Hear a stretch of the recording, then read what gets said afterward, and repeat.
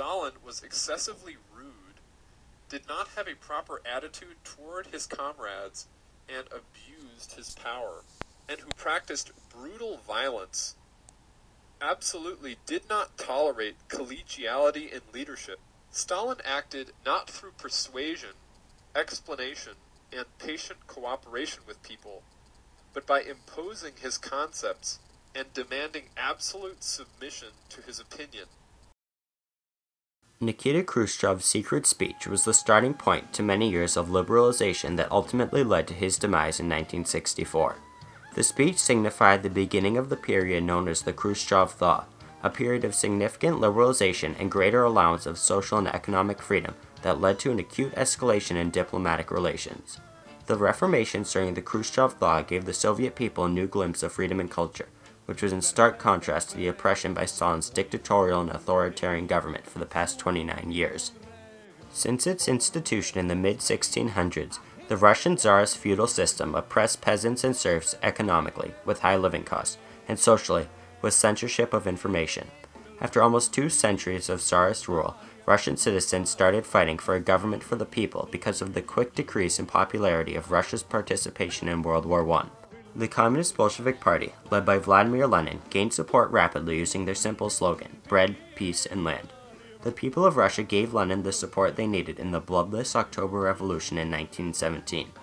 The Russian army was not able to suppress the revolution, which forced Tsar Nicholas II to abdicate and consequently end the Russian Empire, making Vladimir Lenin the ruler of the newly formed USSR until 1924. After Lenin's death in 1924, Josef Stalin became the dictator of the Soviet Union for 29 years. Throughout his time in power, Stalin established his cult of personality, appearing as the benevolent leader of his country, making his image overwhelmingly omnipresent. Stalin used Pravda, the government newspaper which he created in 1912, to spread his propaganda. While Stalin's appearance was idealized, the government hid the grotesque atrocities committed under his direction, such as the introduction of the Gulag, a forced labor camp in frigid Siberia, in 1930. During his rule, approximately 3 million people perished due to Stalin's Gulag. In the years 1937 to 1938 alone, 1.5 million people were arrested, 700,000 of whom were sentenced to their death. Likewise, 70% of the members of the 1938 Party Congress were arrested and shot during Stalin's Great Purge. No one was safe as long as Stalin was in power. Khrushchev stated, "Sometimes, when you go to Stalin's, he invites you as a friend, but while you're sitting with him, you don't know where they'll take you afterward, home or to prison." Stalin had created such a position that no one could challenge his power, not even the United States. He installed such fear in the lives of his comrades that no one would dare to oppose, lest they be killed if caught. Born into a poor farming family in 1894, Nikita Khrushchev grew up taking pride in his schooling and literacy. He moved to Moscow as a young man in the late 1920s and worked his way up the political ladder. He worked under Stalin and was able to survive 20 years, escaping the purges. In 1953, Joseph Stalin died, and Nikita Khrushchev became the leader of the Soviet Union. After 3 years in office in early February, Khrushchev received a report from Pyotr Prospelov detailing the crimes Stalin committed. He saw the country needed to recover from the tyranny of the past. On February 25, 1956, Khrushchev delivered his secret speech to the 20th Party Congress, telling the high-ranking members of the Soviet Party of the atrocities Stalin committed, setting the reformatory tone of his rule. This speech was the first act of denunciation in a long-term process known as destalinazation, with the goal of fixing the wrongs Stalin was responsible for. Joseph Stalin saw art and music as a vehicle for anti-Soviet ideas. He did not let artists display their art in neither Russia nor internationally. Khrushchev believed embracing the arts was necessary for a modern society by hosting the 6th World Youth and Students Fair, a music festival, in Moscow. Stalin heavily censored international news and only allowed Pravda as a news source for citizens. Khrushchev opened private news sources, which made the public opinion visible. America, a magazine published by the U.S. State Department and sold in Moscow, was banned during the Stalin era because it displayed values of America, but it was revived during the Khrushchev premiership. Stalin saw the peasants as inferior people, justifying his oppressive behavior. He saw the kulaks, the upper-class peasants, as a threat, so he took the food they grew and often sent his secret police to take them to the Gulag. Khrushchev would open new land for them and gave the peasants the freedom to leave their property. Khrushchev shut down Stalin's gulag, started public housing projects, changed the name of Stalingrad, and removed Stalin's body from Lenin's mausoleum in Red Square. He was brutal. He had the fear of the possibility of the plotting him. He had the fear of everything, including fear on the traveling abroad. You understand, it is such happening in the human nature. If you have the huge power, and you're mercenaries, and you killing more and more people, you're becoming more and more coward. You're afraid of everything. So Stalin never traveled abroad. Unlike his predecessor, Khrushchev knew that to become a successful country, meetings with other world powers were necessary, and Stalin's isolationist policies would need to be challenged.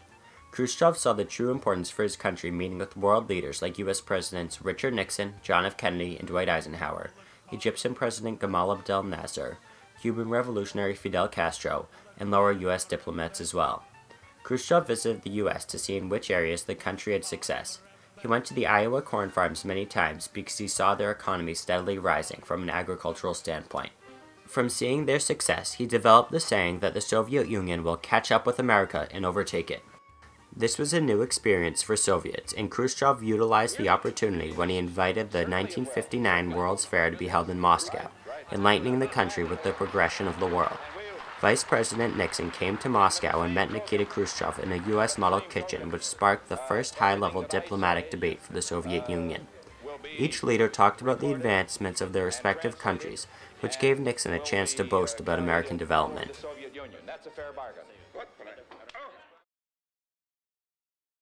By September 1964, Khrushchev's opposition, the Anti-Party, had grown large enough to remove him from power.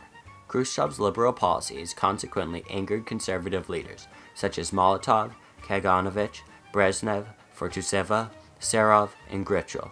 On October 13, 1964, a meeting took place in the Presidium where several members found Khrushchev sitting in his chair, waiting.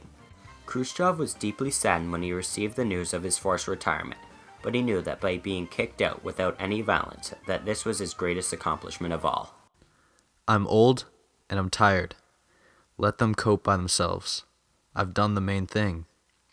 Could anyone have dreamed of telling Stalin that he didn't suit us anymore and suggesting he retire? Not even a wet spot would have remained where we had been standing. Now, everything is different. The fear is gone, and we can talk as equals. That's my contribution. I won't put up a fight. Leonid Brezhnev stayed loyal as Khrushchev's right hand throughout the Khrushchev era.